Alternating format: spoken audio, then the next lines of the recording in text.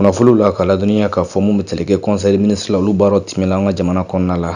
Don bɛ tali kɛ mɛkalo tile 8 la n'o bɛnna arabadon ma san 2024 jamana ɲɛmaa colonel Asimi Goita ale ka yamaruya ani a ka ɲɛmaya hukumu kɔnɔna la.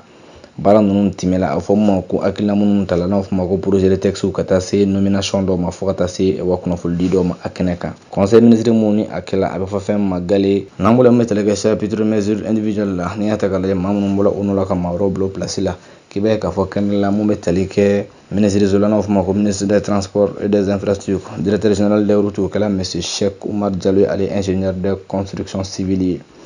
Ka bɔ yen mun bɛ tali kɛ ministère éducation nationale directeur général du centre national de ressources de l'éducation non formelle o kɛla monsieur Joseph Darabo ye ale ye professeur de l'enseignement secondaire ye.